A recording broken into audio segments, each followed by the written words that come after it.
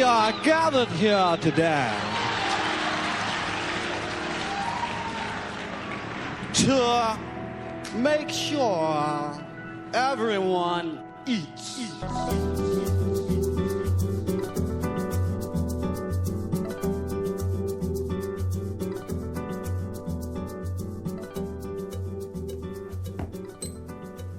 Pues seguimos en la escena 47, inicio el episodio 28. El olor remitió. La escoba se apartó de mi rostro. Abrí un ojo. María, Marga y un par de orientales faenaban con el buey, toro o lo que fuere aquel ejemplar, alejándolo unos centímetros de mi testuz. Un lametón me obligó a cerrar el ojo entreabierto mientras pensaba que mis pocas espinillas habrían desaparecido para siempre, junto con los millones de escamas de piel con las que se estaba alimentando el animal. Recordé lo que me había pasado, el intercambio que había protagonizado con el pez globo, y estuve cerca de dormirme de nuevo.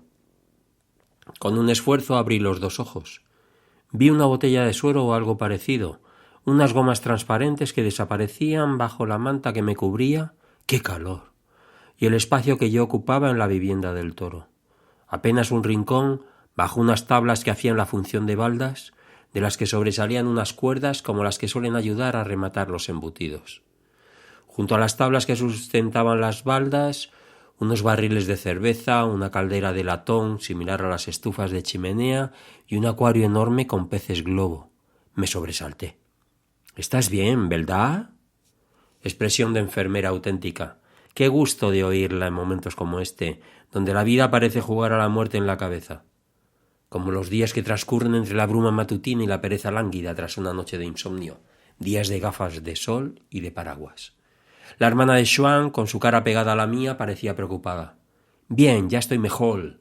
Digo, mejor. Bueno, bien. El veneno del pez fugu es casi simple mortal. Xuan te ha ayudado mucho». «¿Xuan? ¿Me ha curado él?» «Bueno, ha venido un médico, 2, 3 médicos y una azafata. 3 mujeres que eran médicos y un noble fuerte que te trajo en sus brazos hasta la casa del tolo». «¿Noble? ¿Qué quieres decir?» «Parece que ya estás bien, ¿eh?» María cayó sobre mis piernas, rozó mi erección y se fue acercando hacia mi rostro, compitiendo por el espacio con la hermana de Xuan, con... no recuerdo su nombre. Quizás no era eso lo que ocurría, porque en mi intento por mantenerlas dentro de mi campo de visión, cada ojo se dedicó a una de ellas, provocándome ambliopía y deseos de cerrarlos otra vez para evitar que se fundieran en una. A lo mejor la memoria de los nombres ha decidido por sí misma que el nombre de María no merece ser compartido. «Hoy dormirás aquí, no puedes moverte, el veneno aún puede estar en el cuerpo». «Pero Juanita», recordé su falso nombre, «dice que Xuan me ha curado».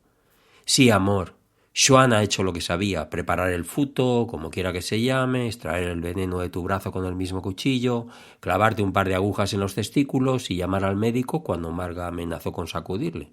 «¿Agujas?» Dejé de moverme por instinto. «No te preocupes, te las cambió de sitio cuando se marcharon los doctores». «¿Y dónde las tengo ahora?» Marga las puso junto a los calcetines. Dice que impiden no sé qué. Como si se tratara de una toma de tierra, evitan la formación de interferencias en el flujo sanguíneo o algo así. Imaginé toda la humanidad de Marga hurgando con sus grandes manos para desenredar las agujas de entre... No era incapaz de imaginarlo. Al menos ya no formaban parte de mi ser. Estaban en tierra, en la casa del toro. Me acordé de las malas ideas que me vinieron a la cabeza cuando se lo llevaron, instantes después de pedir la comida. Me alegró que el buey siguiera entre nosotros, aunque podían faltarle perfectamente unos filetes.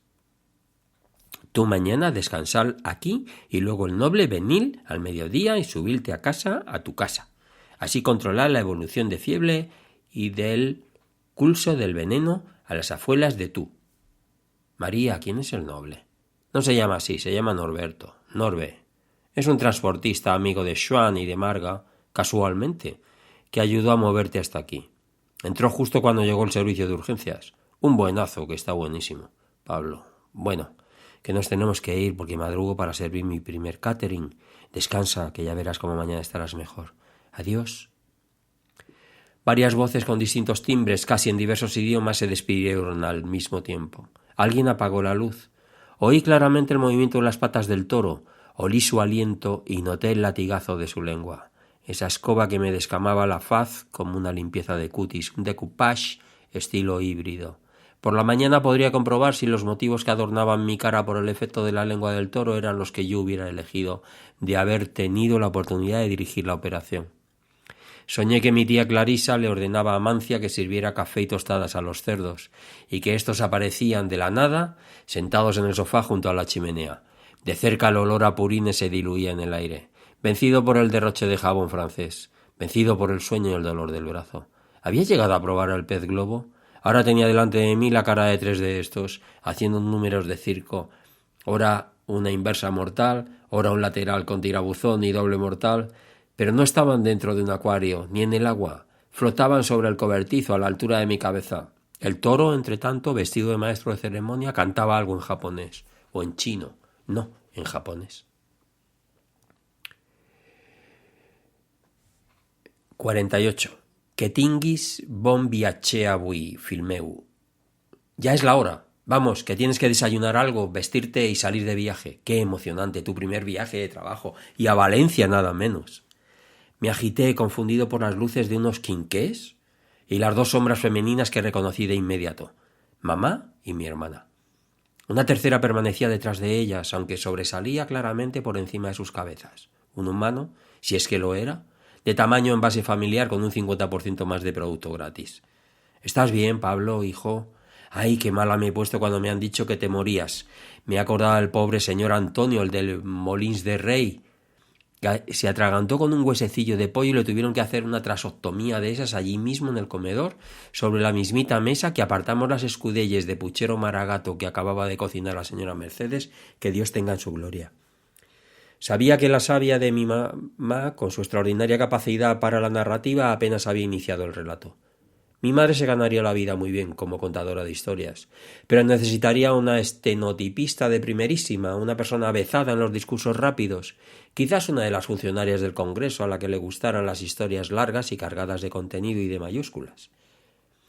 Y toda aquella sangre sobre el pan que no tuve por menos que pedir perdón al Señor, porque pensé que me volvía a tocar salir a comprar una pistola o un colón de pan candeal, que es mucho mejor masa, porque aguanta hasta 2 días, siempre que se envuelva en un paño seco, porque húmedo se puede pudrir.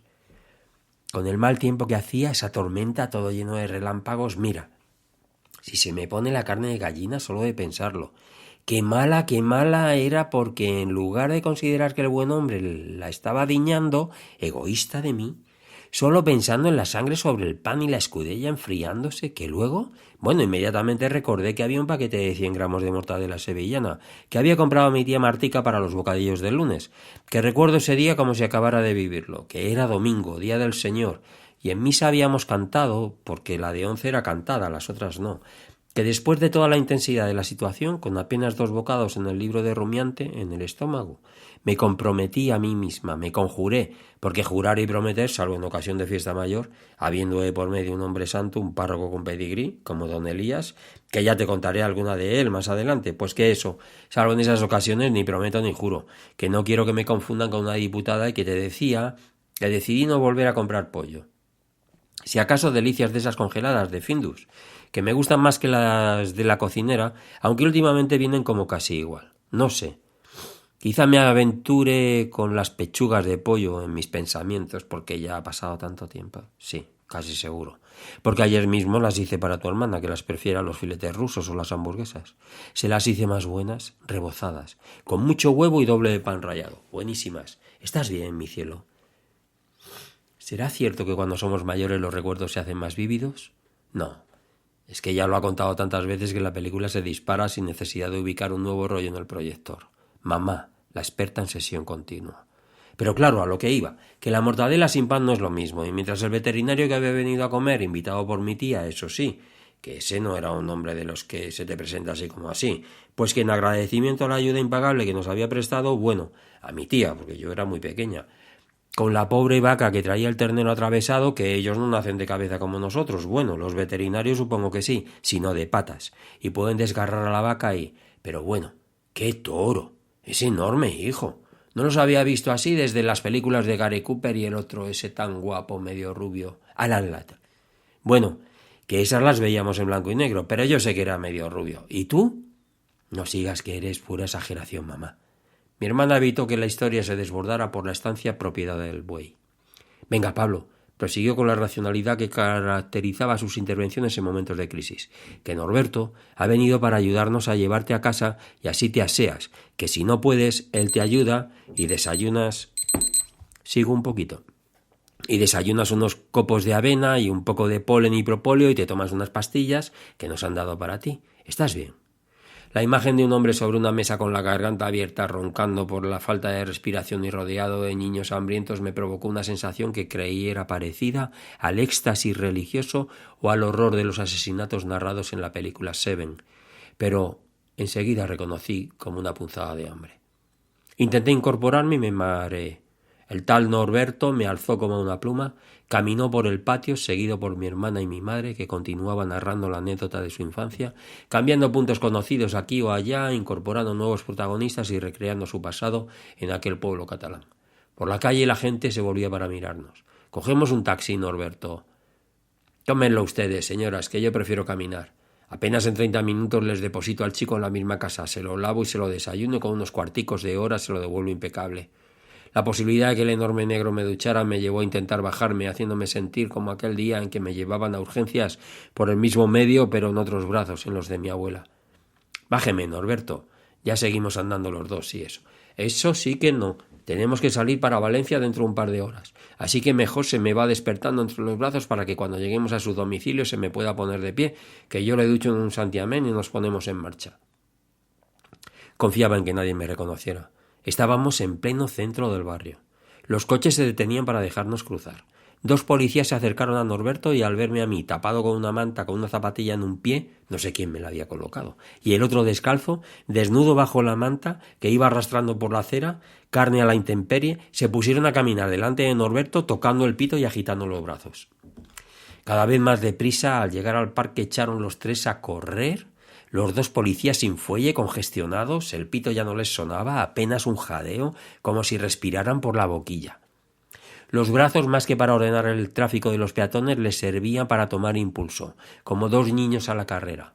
Su amabilidad me dejaba perplejo y me compadecía de ellos, bueno, en realidad de mí, tan egoísta como mamá en el relato de su infancia, pensando tan solo en mi escudilla y en qué partes de mi anatomía estarían expuestas a la intemperie y al escarnio. Por el rabillo del ojo pude ver a gente que nos señalaba. Un par de fotógrafos con acreditación al pecho, sobre un chaleco de uso profesional, de esos con muchos bolsillos y un perro inmóvil que sostenía un periódico entre sus dientes, como yo suelo hacer con ellos, pero entre mis dedos, mientras él, que parecía su amo, gritaba: «¡Come, come, Rocky, come!». Cuando llegamos a la puerta de casa, mi madre, que ya había llegado, seguro que en taxi, se acercó a los policías. «Les digo que tomen este dinero y que desayunen un café y una tostada. En casa de Andrés las hacen muy ricas, a la andaluza, con manteca colorada, y luego les darán un vaso de agua bien fresquita, como allí abajo, en Granada o en Jaén. Venga, señor guardia, no sea usted vergonzoso». Los 2 guardias se alejaron, no sin antes dar las gracias, porque detener a la señora por intento de soborno a la autoridad no tenía sentido. Mi madre es así, y si no la conoces, acabas por hacerlo a los 2 minutos. Nada puede oponérsele. A veces pienso que el mundo es como es porque mi madre se lo ha propuesto. Subimos a casa por las escaleras porque al entrar en el ascensor me golpeé primero en los pies y luego en la cabeza. Cuando estaba dentro de la cabina, por más que me abrazaba a Norberto, los pies se quedaban fuera. Mi madre y mi hermana empujaron la puerta hasta que se me escapó un grito de dolor. Me había crujido el tobillo. Así que Norberto decidió que sería mejor ir por las escaleras. El vecino del tercero, al vernos, al enorme negro y a mí en sus brazos, salió a nuestro encuentro y espetó: «¡Qué fuerte! ¡Qué manera de destaparte! Acabas de destrozar el armario, Pablo, más que salir de él. Tienes que presentármelo. Este ejemplar puede dejarme rota. Hacer de mí, por fin, una completa mujer. ¡Qué gusto, María Santísima! ¿Por qué me atraerán tantos los morenos?». Aprovechando mis pies, Norberto apartó al vecino y fue cuando noté por el dolor que me había hecho un esguince, porque dolía. Un esguince lleno en brazos de alguien.